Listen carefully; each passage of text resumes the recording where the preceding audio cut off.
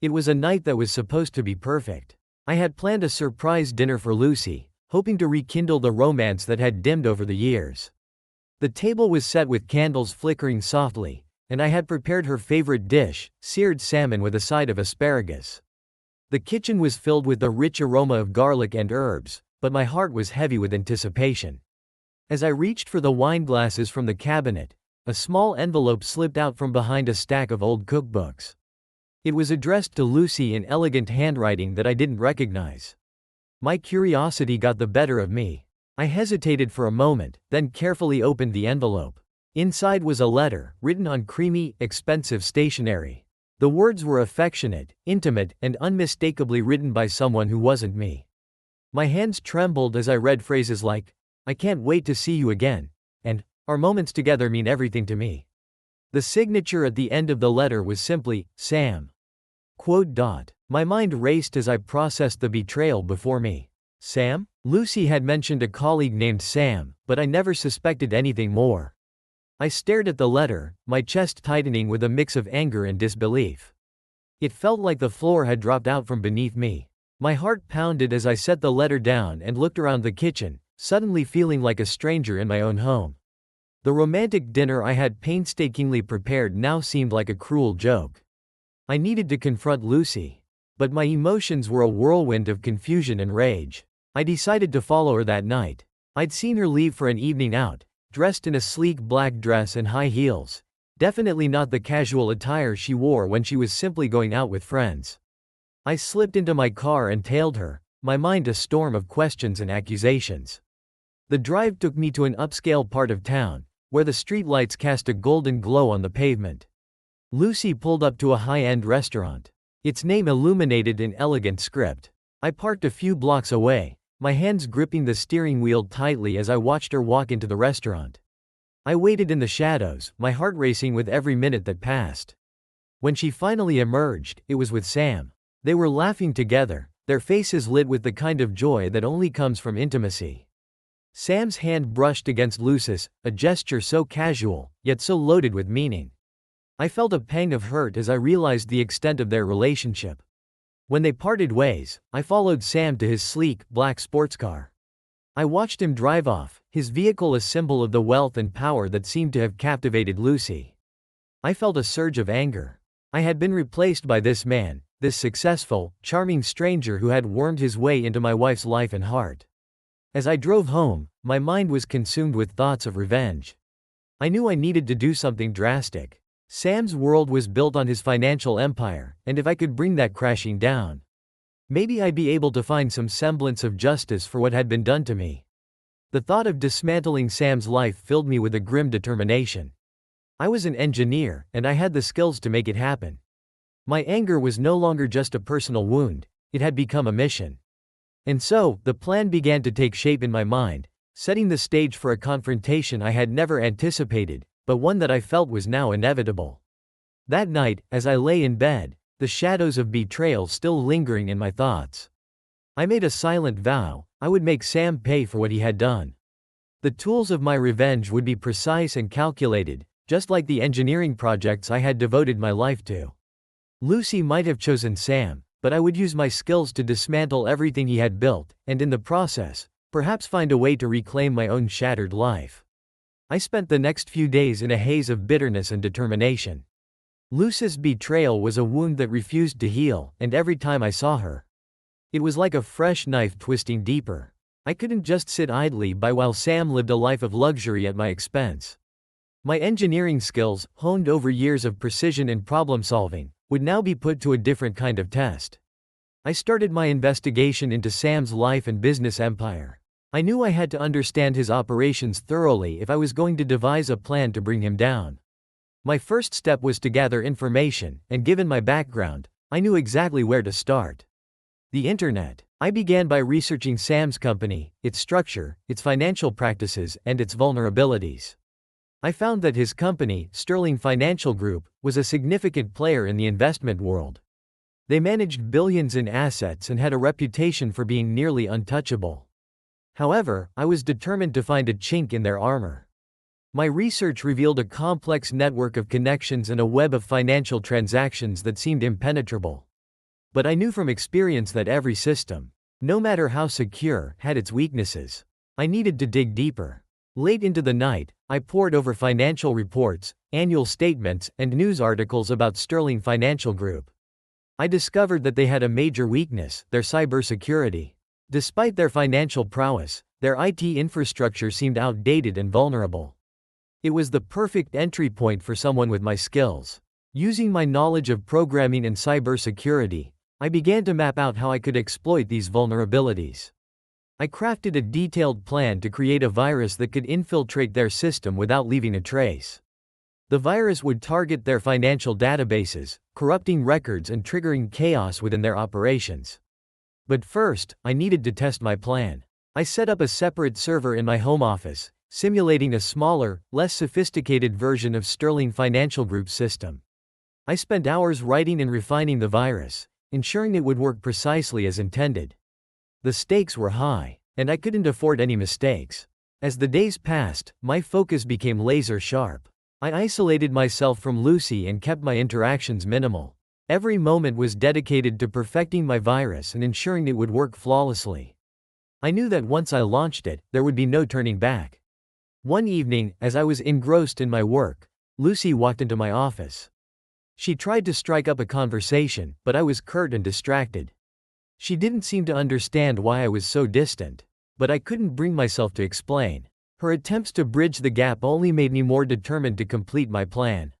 I reached a crucial milestone when my virus successfully breached my test server's defenses without any issues. It was time to prepare for the real challenge.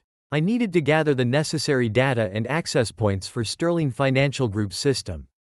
I spent the next few days gathering intelligence on their cybersecurity protocols and identifying potential entry points. It was a meticulous process, requiring both patience and precision. I knew that any slip-up could lead to my exposure. Finally, I was ready. I felt a surge of adrenaline as I prepared to launch the virus into Sterling Financial Group's network. The thought of watching Sam's empire crumble was both exhilarating and unsettling. This was more than just a revenge scheme, it was a statement. I was about to dismantle everything he had built and watch as his carefully constructed world fell apart. As I sat in front of my computer, my fingers hovering over the keyboard, I took a deep breath. The moment of truth had arrived. The virus was set, and all I had to do was press the button. The final step was at hand, and with it, the culmination of all my anger and determination. The real test of my resolve was about to begin. It was late evening when I decided to make my move. The quiet hum of my computer was the only sound in the room, a stark contrast to the storm of emotions swirling inside me. I reviewed my plan one last time, making sure every detail was precise. The virus was ready. I had spent weeks preparing for this moment, and now it was time to execute. I had set up a secure connection to the Sterling Financial Group's network, using a sophisticated proxy to mask my IP address and location. The last thing I wanted was to leave a trace that could lead back to me. My fingers hovered over the keyboard as I prepared to launch the virus. A sudden knock on my door jolted me from my focus. I felt my heart skip a beat. It was Lucy. I had been avoiding her, but she was persistent. I took a deep breath and opened the door. "Oliver, we need to talk," she said, her voice tinged with concern. Her eyes searched mine, but I couldn't bring myself to explain. "Not now. Not when I was so close to achieving my goal. I don't have time right now," I replied, trying to keep my voice steady. "I'm working on something important." She looked hurt but nodded. "All right, but please, when you're done, let's talk. We need to sort things out." As she walked away, I felt a pang of guilt. But the mission came first. I returned to my computer, pushing aside any feelings of remorse. I initiated the virus, watching as it silently slipped into the Sterling Financial Group's network. The screen displayed a series of encrypted lines as the virus began its work. The first phase was designed to infiltrate their financial database and corrupt critical records. I monitored the progress, my heart pounding with anticipation. The virus worked swiftly, exploiting the vulnerabilities I had identified. I saw the first signs of disruption as financial transactions started to malfunction and records became inaccessible. I had prepared for the possibility of a response from their IT team. I'd set up a series of diversionary tactics within the virus, creating false alarms and misleading error messages to divert their attention away from the real damage. As the virus spread, I kept a close eye on the network traffic, ensuring that everything was proceeding as planned. The disruptions began to escalate: data corruption, transaction errors, and system crashes. I watched in grim satisfaction as the chaos unfolded. It was the first step in dismantling Sam's financial empire. Hours passed, and the network's stability continued to deteriorate. Reports of system failures and financial discrepancies started pouring in. I could only imagine the panic and confusion within Sterling Financial Group's offices. I knew that the real impact of the virus would take time to fully manifest, but the initial signs were promising. Just before dawn, I finally allowed myself a moment to breathe. The virus had done its job, and the damage was substantial. I had to be cautious now, avoiding any unnecessary activity that could draw attention to me. The next phase would involve monitoring the fallout and ensuring that the damage remained contained. As I shut down my computer and prepared for bed, my thoughts turned to Lucy. I had avoided her all night, but I knew I couldn't keep avoiding her forever. The next step would be to deal with the personal fallout of my actions. The destruction of Sam's empire was just the beginning. I needed to face Lucy and deal with the consequences of my choices. As I lay in bed, the weight of my actions pressed heavily on my chest. I had achieved my goal, but at what cost? The sense of triumph was tempered by a deep, gnawing sense of loss. The consequences of my revenge were only beginning to unfold, and I had to prepare myself for the challenges ahead. The following days were a whirlwind of confusion and turmoil. The damage inflicted by the virus was unfolding like a ripple across the financial world. News reports began to trickle in, covering the chaos at Sterling Financial Group. Headlines screamed about a massive cybersecurity breach and the resulting financial havoc. It was as though the entire investment sector was in upheaval. I kept a low profile, carefully monitoring the situation from the shadows. The reports of losses and system failures were everything I had hoped for, but there was still more to come. I had crafted the virus to cause ongoing issues, ensuring that the damage would be prolonged and impactful. My meticulous planning was paying off, but I knew the true test was yet to come: the fallout on a personal level. Lucy's calls and messages went unanswered. I needed to distance myself from her while the situation at Sterling Financial Group reached its peak. I could only imagine the panic and despair that Sam was experiencing. His empire, built on years of hard work and strategic maneuvering, was crumbling before his eyes. I felt a grim satisfaction, knowing that my actions had struck at the heart of his success. One evening, as I was engrossed in analyzing the latest updates, there was a knock on my door. It was Lucy. She stood there, her face pale and eyes red from stress. Her attempt to maintain composure was evident, but her anxiety was palpable. "Oliver, I need to talk to you," she said, her voice trembling. "Something's wrong. I don't know what's happening, but everything's falling apart."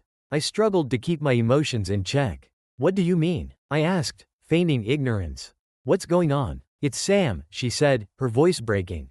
"His company, Sterling Financial Group, is in serious trouble. There's been a massive data breach, and they're losing millions. I thought maybe you knew something about it." The irony of her words stung. I had orchestrated this disaster, and now Lucy was caught in the fallout. I forced myself to remain calm. "I'm sure it's just a temporary issue," I said. "These things happen. It'll all be sorted out soon." Lucy's frustration was evident. "You don't understand. Sam's lost everything. He's been trying to fix it, but it's getting worse by the day. And now he's not even answering my calls. I don't know what to do." I could see the desperation in her eyes, and a part of me felt a twinge of sympathy. But the anger I felt was still too raw. "I'm sure he's just overwhelmed," I said. "Maybe you should give him some space." Lucy looked at me, her eyes searching for some hint of truth. "You really don't know anything, do you?" I shook my head, maintaining my facade of ignorance. "No, I don't. But if there's anything I can do to help, let me know." She sighed, clearly frustrated but too drained to press further. "All right, I'll try to reach him again. Thanks, Oliver." After she left, I reflected on the situation. The impact of the virus was more profound than I had anticipated. Not only was Sam's empire in shambles, but Lucy was also suffering the consequences. Her romantic and financial security were crumbling, and I was at the center of it all. Over the next few days, the media coverage intensified. Reports of Sterling Financial Group's downfall dominated the news, and speculation about the cause of the breach ran rampant. I kept a close watch on the developments, ensuring that my tracks remained covered. The financial world was in chaos, and it seemed that my revenge was complete. Yet, despite the apparent success of my plan, I couldn't shake the feeling of emptiness. I had achieved my goal, but it had come at a significant cost. Lucy's distress was a constant reminder of the personal price of my actions. As I prepared for the next phase, I knew that the repercussions of my revenge were far from over. The next step would involve dealing with the personal fallout and the inevitable confrontation with Lucy. The damage was done, and the real test of my resolve was yet to come. The days following the financial disaster at Sterling Financial Group were a blur of chaotic news reports and intense scrutiny. As the dust began to settle, it became clear that the breach had caused irreparable damage. The media was abuzz with theories about who could be behind the attack, but no one seemed to have concrete answers. In the midst of this turmoil, Lucy's attempts to reach Sam remained fruitless. She was increasingly distressed, her life unraveling as rapidly as Sam's empire. I watched her struggle with a mix of grim satisfaction and deepening conflict.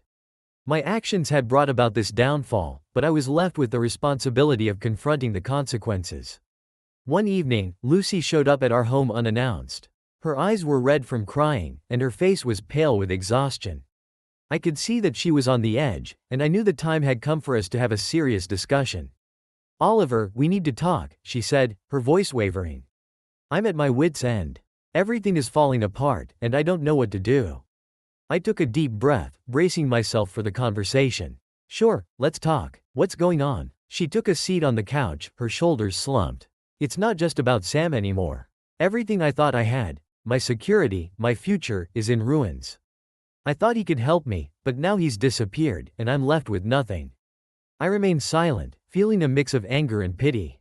The reality of the situation was hitting hard, and I was faced with the task of maintaining my composure while dealing with the fallout. "Do you have any idea why this is happening?" she asked, her eyes searching mine. "Do you think it's just a coincidence that everything's collapsing at once?" I could see the suspicion in her gaze. It was only a matter of time before she started connecting the dots. "I really don't know, Lucy," I said, trying to keep my voice steady. "But it sounds like a terrible situation." Her frustration mounted. "You're not being honest with me, are you? I can feel it. I know you're hiding something." The accusation stung. "What are you implying?" I asked, trying to keep my voice calm. Lucy took a deep breath, her expression shifting from desperation to anger. "I think you know more than you're letting on. Everything's been so strange lately. The timing, the way things have unfolded, it all points to something bigger." I stared at her, my heart pounding. The truth was close to spilling, but I had to stay in control. "Lucy, I don't know what you're talking about.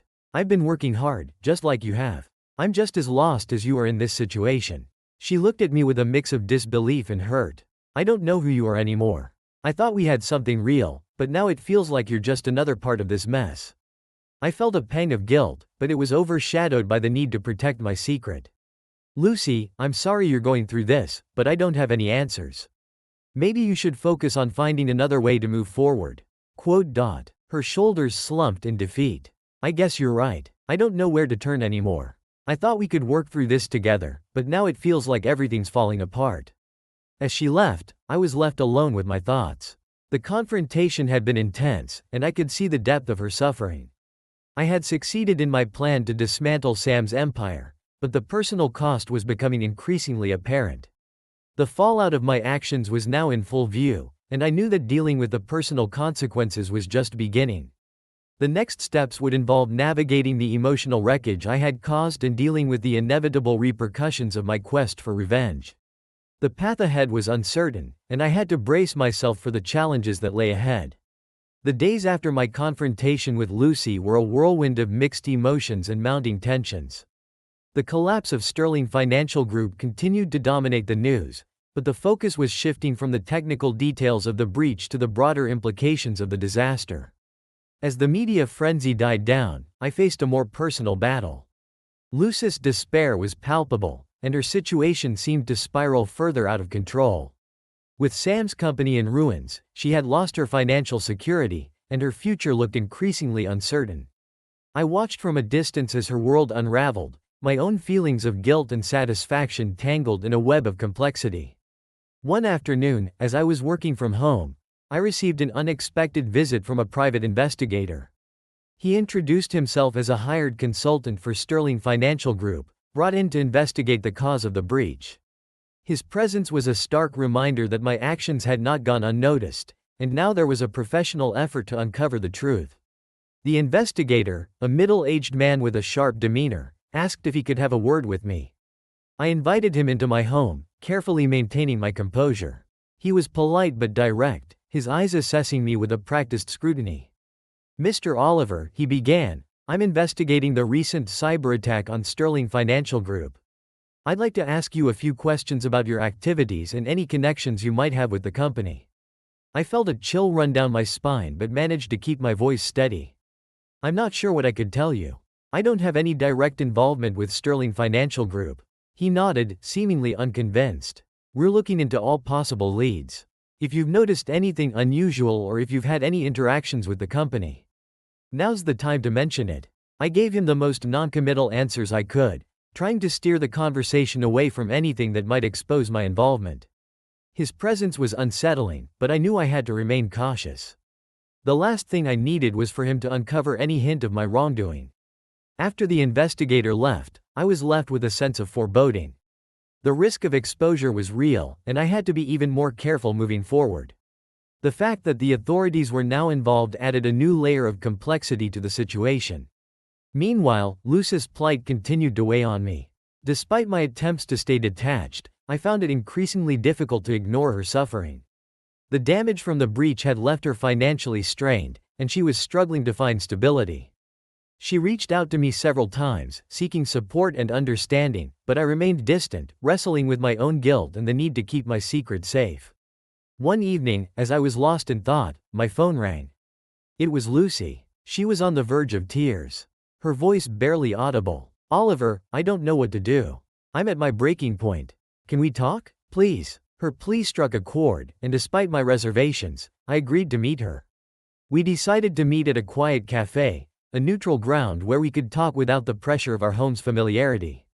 When Lucy arrived, she looked exhausted and worn. We sat down at a corner table, and she began to speak, her voice trembling with emotion. "I feel like everything is falling apart.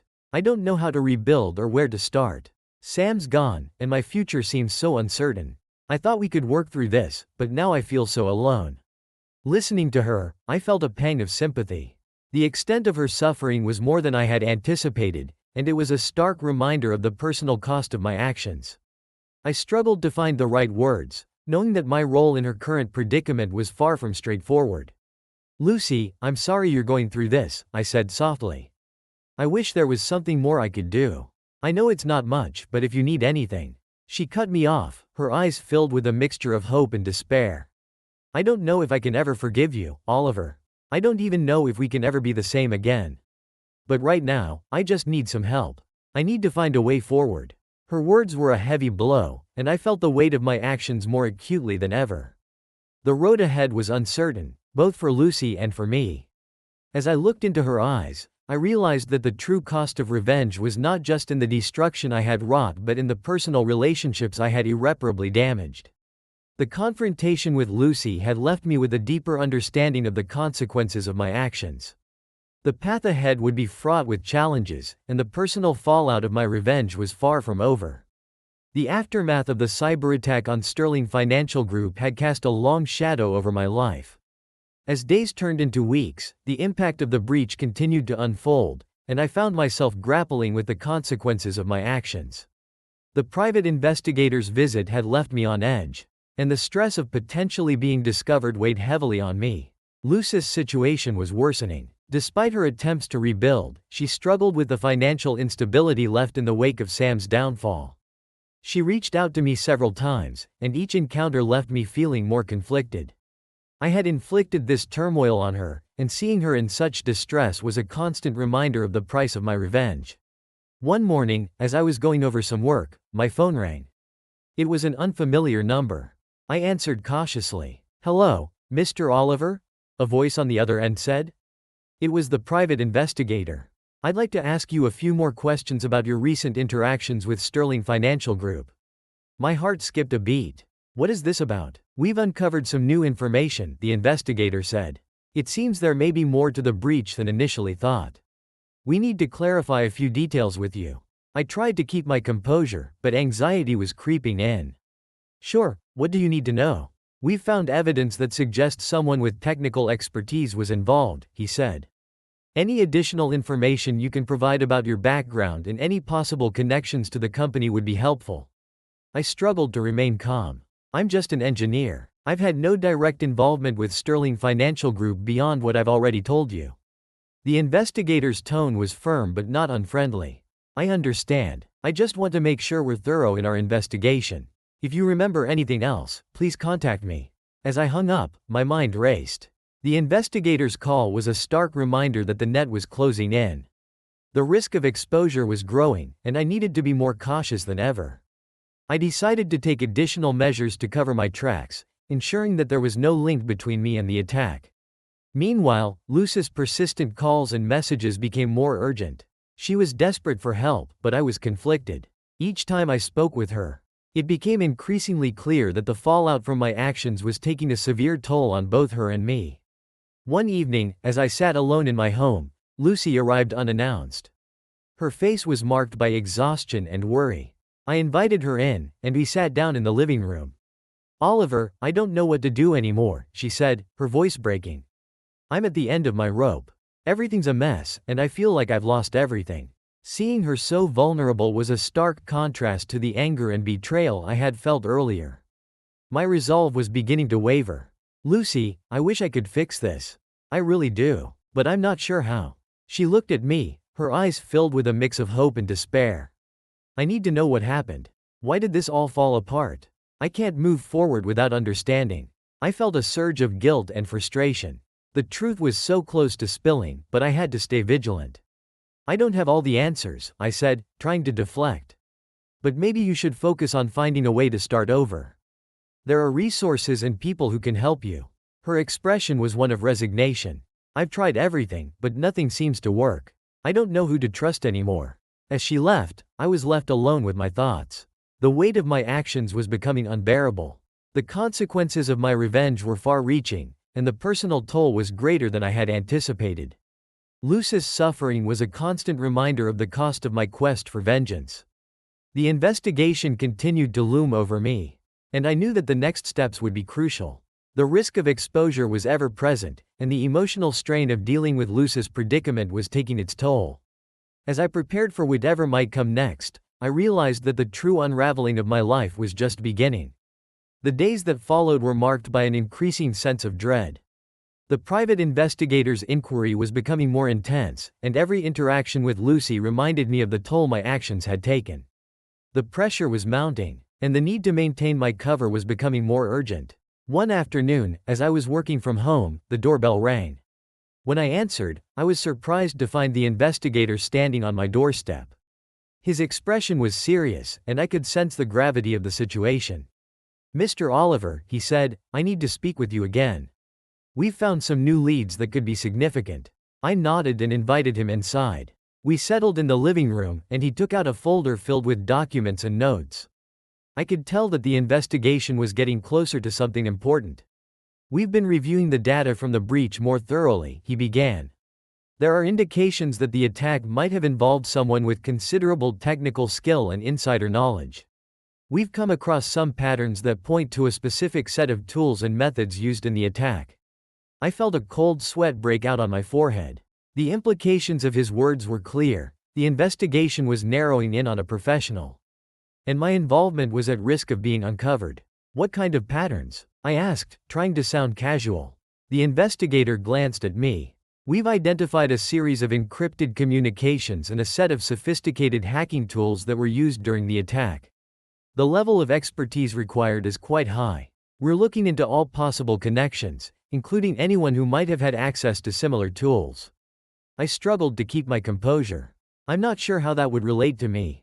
I've always worked with standard engineering tools, nothing beyond that." He nodded, though I could tell he was not entirely convinced. "We're just covering all bases. If you happen to recall any unusual activity or interactions that could be relevant, it's important to let us know." As he packed up his documents and prepared to leave, I felt a surge of anxiety. The investigator's visit had made it clear that the net was tightening, and my need to stay one step ahead was more critical than ever. After he left, I decided to take additional precautions. I reviewed all my digital communications and files, making sure there was no trace of my involvement. I also started exploring ways to cover my tracks more effectively, ensuring that any potential link to the attack would be obscured. That evening, Lucy called again. Her voice was filled with a mixture of frustration and exhaustion. "Oliver, I'm still struggling. I don't know what to do. Can we meet again? I need to talk to someone who might understand what's going on."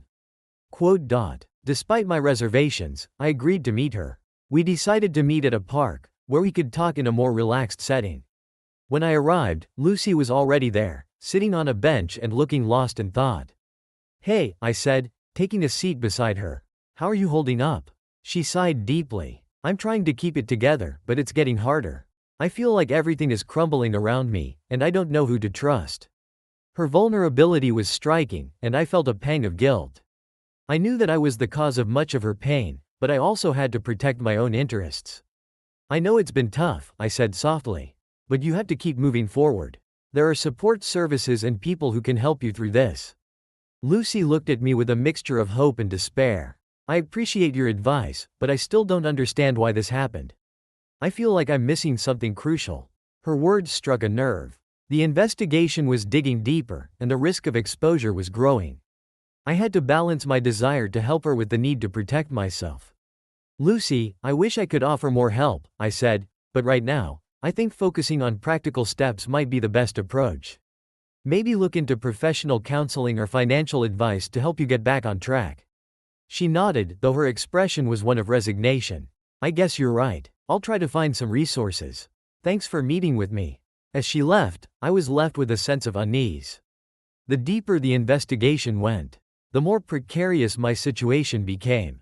I had to remain vigilant and continue to cover my tracks while navigating the fallout of my actions. The investigation was closing in, and the consequences of my revenge were becoming increasingly complex. The path forward was fraught with uncertainty, and I knew that the true test of my resolve was far from over. The tension of the past weeks had reached a boiling point. The private investigators' inquiries had intensified, and the threat of being exposed was more real than ever. The pressure of maintaining my cover while dealing with the fallout from my actions was taking a significant toll on me. One evening, I was at home, trying to focus on work, when I received an unexpected visit. This time, it was not the investigator but Lucy. Her expression was one of determination mixed with desperation. She had clearly reached a breaking point. "Oliver, I need to talk to you," she said firmly. "I've been trying to get answers, and I'm not getting anywhere. I can't keep living like this." I could see the strain in her eyes. Despite my attempts to distance myself, her situation was becoming increasingly difficult to ignore. I invited her in, and we sat down in the living room. "What's going on, Lucy?" I asked, trying to sound concerned. She took a deep breath. "I've been doing some digging of my own. I found out that there's been a lot more to the breach than anyone is letting on. There are hints that someone with a personal vendetta might be behind it." Her words struck a chord. I knew that her suspicion might be on the right track, but I had to keep my composure. "What makes you think that?" "I've seen patterns," she said, her voice filled with frustration. "There are connections between the breach and people who might have had a motive. I don't know who, but it feels like there's something more here." I tried to keep my voice steady. "Lucy, you're under a lot of stress. Maybe you're seeing connections that aren't there. It's important to focus on practical steps to get back on track." She shook her head, her eyes intense. "No, Oliver. I can't ignore this feeling. I need to find out who's behind this and why. I need to know the truth." The confrontation was becoming increasingly difficult to navigate. Her determination to uncover the truth was a direct threat to my secret. I had to find a way to deflect her suspicions while maintaining my own safety. "Lucy, I understand that this is hard," I said, trying to be soothing. "But sometimes, it's better to let things go and focus on moving forward. There are professionals who can help you through this." Her frustration boiled over. "You don't get it, do you? Everything in my life is shattered, and I need answers. If you know something, you need to tell me." Her directness was both alarming and heartbreaking. The weight of my actions was becoming unbearable, and I knew that I had to address her concerns directly, even if it meant risking exposure. I don't have the answers you're looking for, I said, my voice trembling slightly. I'm sorry you're going through this, but I genuinely don't know what happened. Lucy's eyes filled with tears, and her anger turned to desperation. I don't believe you. You're hiding something. I can feel it. I need to know why this happened. Seeing her so broken was a painful reminder of the impact of my revenge. The emotional toll was greater than I had anticipated, and the burden of keeping my secret was becoming almost too much to bear. I wish I could make this easier for you, I said, struggling to keep my emotions in check. But I really don't have any more information. She stood up, her face a mix of anger and sadness. I don't know what to believe anymore. I just need to figure out what's next for me. As she left, I was left with a profound sense of guilt and anxiety.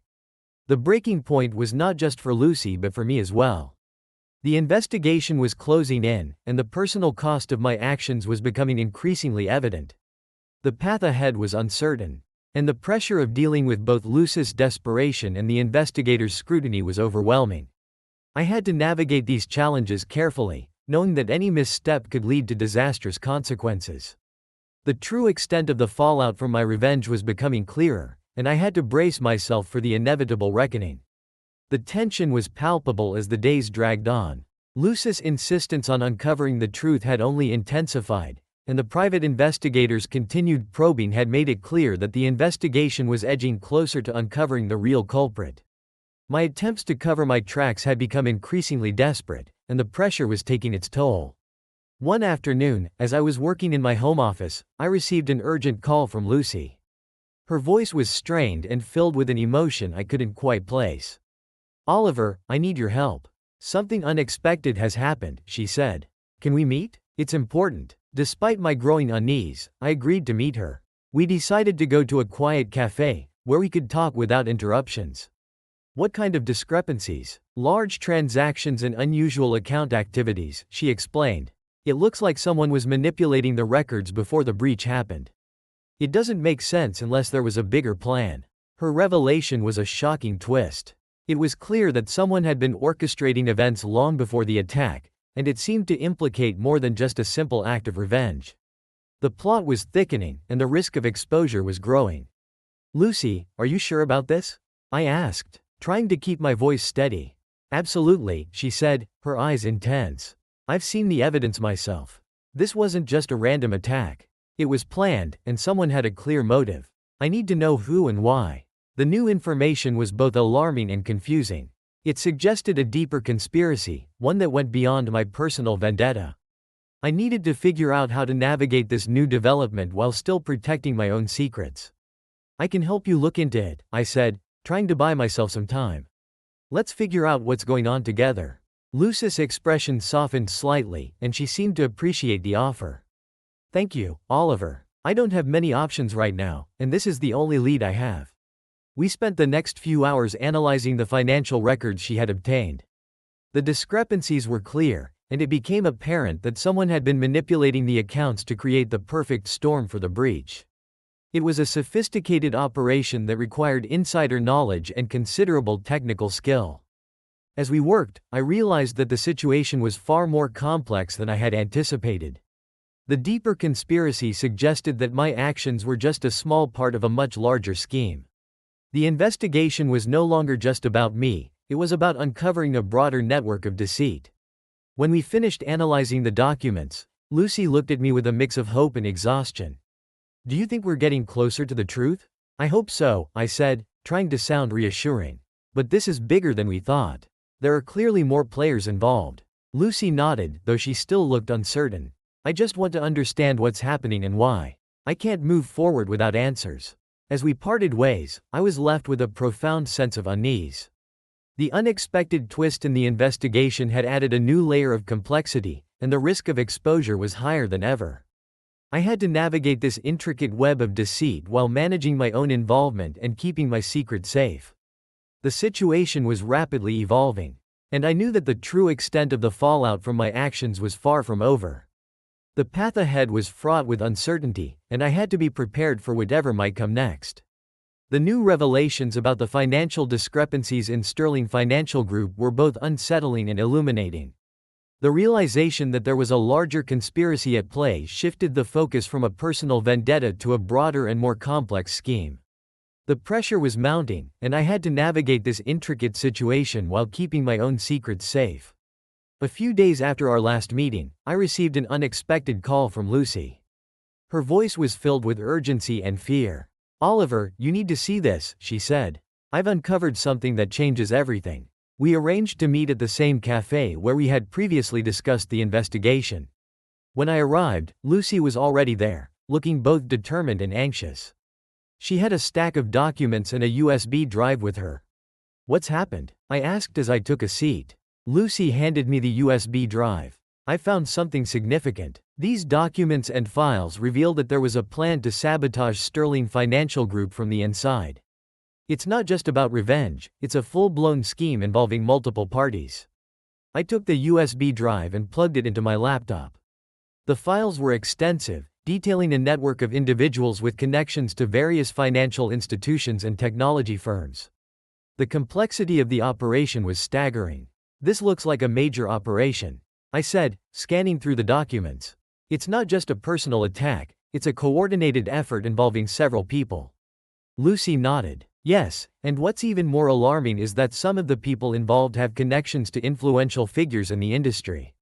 This isn't just a random act of sabotage." As we reviewed the files, it became clear that the conspiracy had been meticulously planned.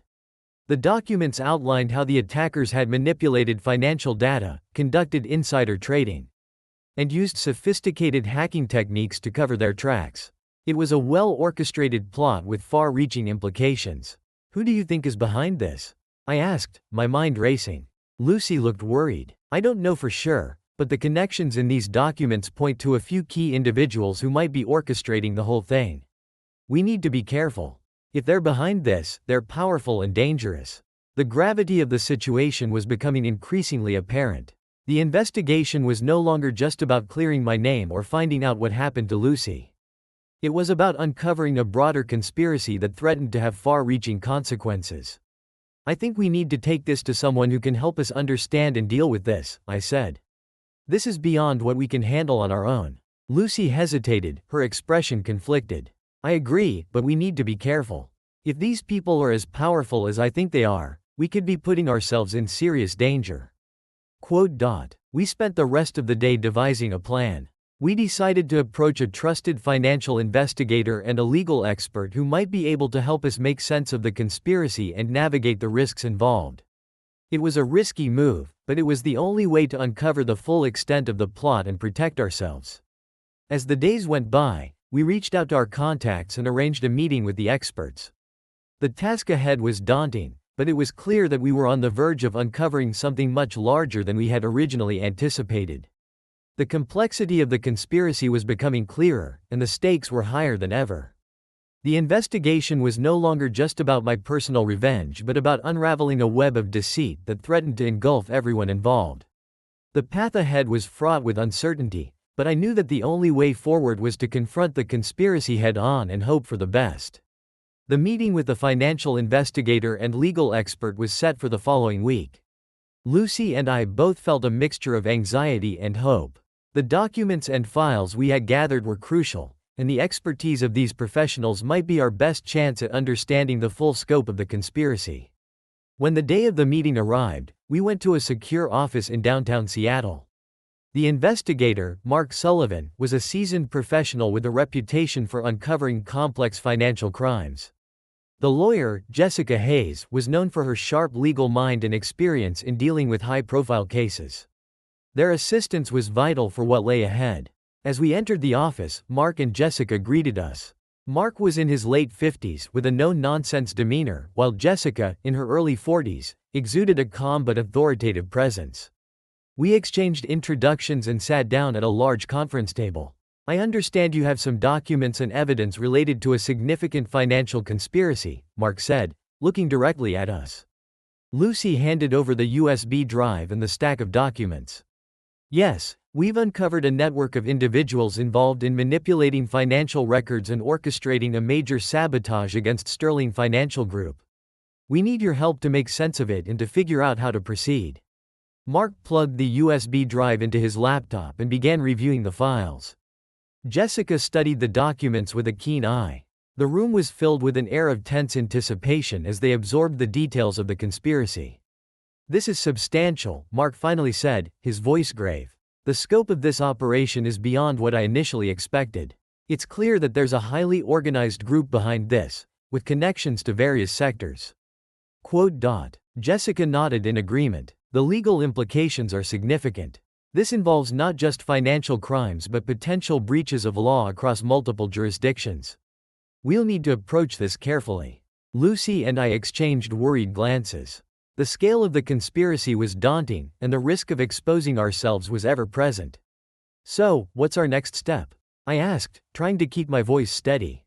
Mark leaned back in his chair. "First, we need to identify and verify the key players in this conspiracy. The documents point to several individuals with connections to powerful figures, and we need to understand their roles and motivations." Jessica added, "We'll also need to ensure that any actions we take are legally sound. This involves gathering additional evidence, potentially working with law enforcement, and preparing for any legal ramifications." The discussion was intense as we outlined the steps needed to move forward. Mark and Jessica provided valuable insights into how to navigate the investigation and protect ourselves from potential retaliation. Their expertise was reassuring, but the risks were still high. "We also need to consider your safety," Jessica said. "If this conspiracy involves dangerous individuals, we must take precautions to protect you both." Lucy and I nodded in agreement. The idea of potential danger was unsettling, but we understood the need for caution. As the meeting concluded, Mark and Jessica promised to begin their analysis and provide us with a plan for moving forward. They also suggested setting up secure communication channels to ensure our safety. Walking out of the office, Lucy and I felt a mix of relief and trepidation. We were no longer alone in this fight, and having experienced professionals on our side was a significant advantage. However, the scale of the conspiracy and the potential risks were becoming increasingly apparent. The next steps involved gathering more evidence, working with the experts, and preparing for whatever might come next. The path was fraught with uncertainty, but we were determined to see it through. The dark alliance behind the conspiracy was yet to be fully unveiled, and the journey to expose the truth had only just begun. The days following our meeting with Mark Sullivan and Jessica Hayes were a whirlwind of activity. With their guidance, we began to delve deeper into the conspiracy, gathering more evidence and analyzing the connections between the individuals involved. The scope of the operation was vast, and every new piece of information seemed to uncover more layers of deceit. One evening, Lucy and I met with Mark and Jessica to review the latest developments. We gathered in a private conference room at Jessica's office, where the atmosphere was tense but focused. Mark had been working on identifying the key players in the conspiracy, while Jessica was preparing legal strategies for dealing with the complex web of financial crimes. Mark began the meeting by presenting his findings. "We've identified several individuals who seem to be central to this operation. Their connections to Sterling Financial Group and other financial institutions are substantial. What's more concerning is that some of these individuals have ties to organized crime and corrupt officials." Lucy's eyes widened with concern. "Organized crime? I had no idea it was this serious." Jessica nodded. "Yes, it appears that this conspiracy is not just about financial gain but also about leveraging power and influence. The individuals involved are using their resources to manipulate markets, launder money, and potentially sabotage competitors." I felt a growing sense of unease. The scale of the operation was far beyond what I had initially imagined, and the potential dangers were becoming increasingly apparent. Mark continued, "We've also discovered that there were multiple attempts to cover up the tracks. It's clear that whoever is behind this has considerable resources and influence." Jessica added, "Given the connections to organized crime, we need to be very careful about our approach. It's crucial to gather more evidence and build a solid case before making any moves. We don't want to jeopardize our safety or the integrity of the investigation." As we discussed our strategy, it became evident that we needed to be meticulous in our efforts. The conspiracy involved powerful and dangerous individuals, and any misstep could have serious consequences. Mark and Jessica suggested a few immediate actions. "First, we need to focus on gathering more concrete evidence," Mark said. This includes tracing financial transactions, identifying any further connections, and securing testimonies from potential whistleblowers. Jessica emphasized the need for discretion. We should also ensure that our communications are secure and that we have contingency plans in place. If these individuals are as powerful as we suspect, they might try to obstruct our efforts or retaliate. Lucy and I agreed to follow their recommendations. We began working on collecting additional evidence and reaching out to potential sources who might provide crucial information. We also took steps to enhance our personal security, knowing that the stakes were higher than ever. In the midst of this, Lucy received a tip from an anonymous source who claimed to have information about one of the key players in the conspiracy. The source suggested a clandestine meeting to discuss the details. Despite our concerns about the potential risks, we decided to follow up on the lead. We arranged to meet the source at a discreet location in a nearby park. The meeting was set for late in the evening to avoid drawing attention.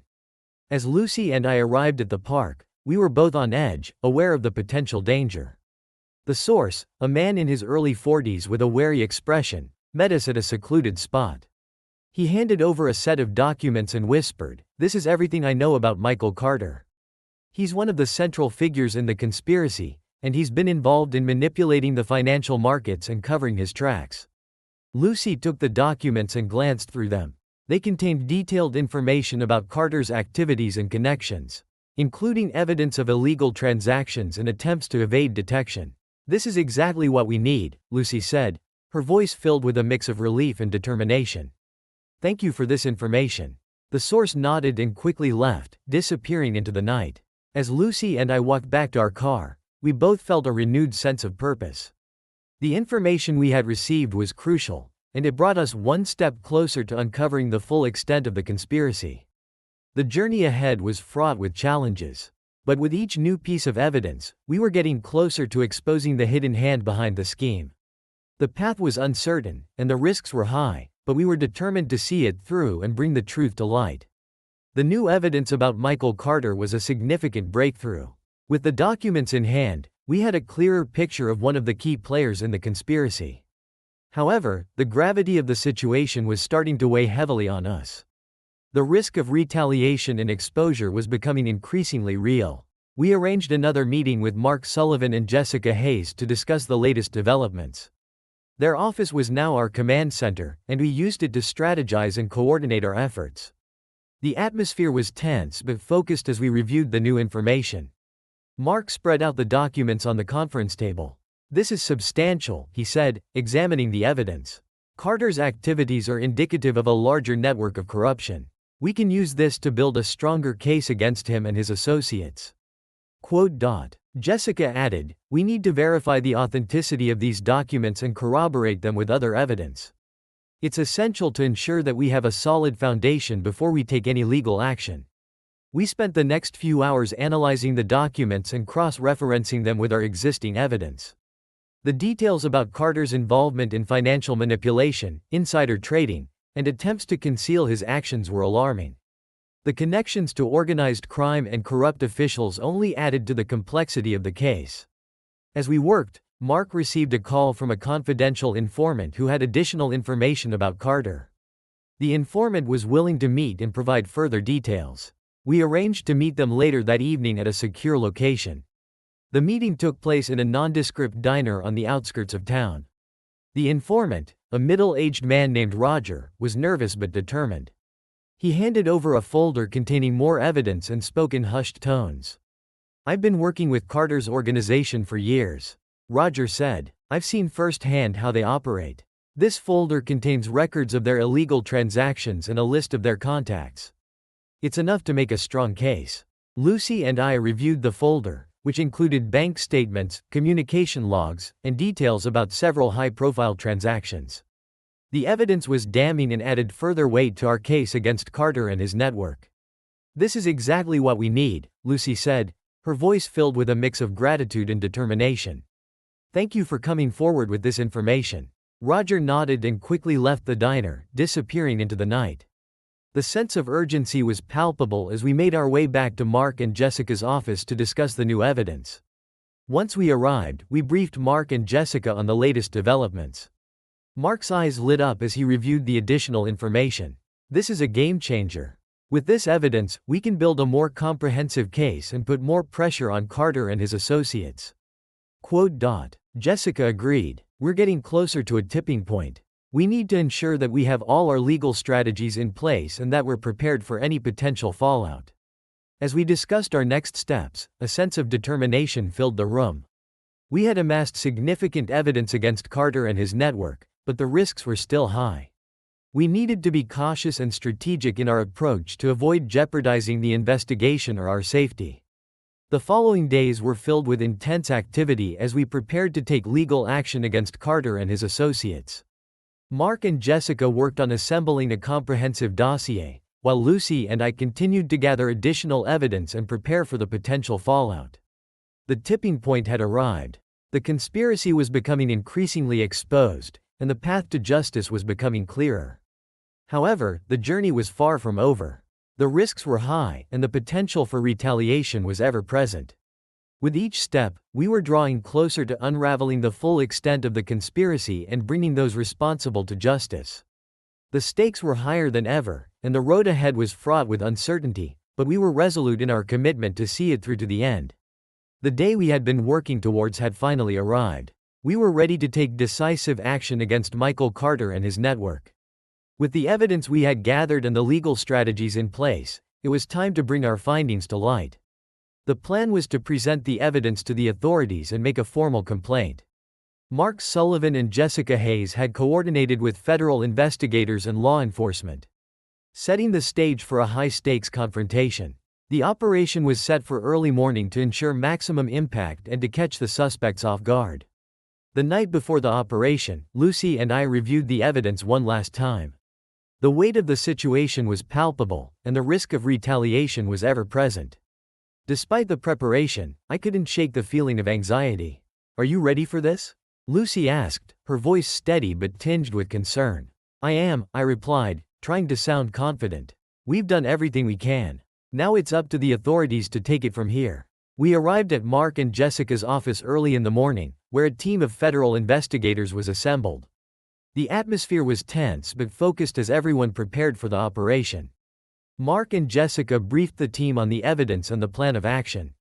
"We'll be executing search warrants at several locations, including Michael Carter's office and residence. We'll also be seizing financial records and other relevant materials." The team nodded in agreement, and the operation began. Lucy and I joined Mark and Jessica in their vehicle, heading towards the first location on the list. As we approached Carter's office, the tension was almost unbearable. Law enforcement officers and investigators were already on site, ready to execute the search warrants. The scene was one of organized chaos as officers moved in and began their work. Mark and Jessica provided guidance to the officers, ensuring that everything was conducted legally and efficiently. Lucy and I watched from a distance, anxiously waiting for updates. It wasn't long before we received word that the search at Carter's office had uncovered significant evidence. The investigators had found financial records, communication logs, and documents that corroborated our findings. It was a major breakthrough. "We're getting closer," Mark said, his voice filled with determination. "This evidence will strengthen our case and put more pressure on Carter and his network." We proceeded to Carter's residence, where a similar operation was underway.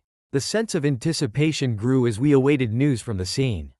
Hours seemed to stretch into eternity as the investigators worked. Finally, we received the news we had been hoping for. The search at Carter's residence had also yielded crucial evidence. The authorities had seized additional documents and electronic devices that further implicated Carter and his associates. The success of the operation was a significant victory, but it was only the beginning. The evidence would need to be thoroughly analyzed, and legal proceedings would have to follow. The road to justice was still long, and the potential for retaliation remained a serious concern. As the sun set, Lucy and I, along with Mark and Jessica, gathered to debrief and discuss the next steps. The initial operation had been successful, but the real challenge lay ahead in navigating the legal process and ensuring that the conspiracy was fully exposed. Mark looked at us with a mixture of satisfaction and determination. "We've made significant progress today, but we need to remain vigilant." The individuals involved in this conspiracy are powerful and dangerous. We must stay one step ahead to ensure that justice is served." Jessica nodded in agreement. "We'll continue working with the authorities and providing support as needed. It's crucial to keep the momentum going and ensure that the legal process holds these individuals accountable." As we wrapped up the day, Lucy and I felt a sense of accomplishment but also a renewed awareness of the challenges ahead. The showdown had been a critical step in the fight against the conspiracy, but the journey to expose the truth and achieve justice was far from over. The path ahead was fraught with uncertainty, but we were committed to seeing it through to the end. The conspiracy was unraveling, and with each step, we were drawing closer to revealing the full extent of the deceit and holding those responsible accountable.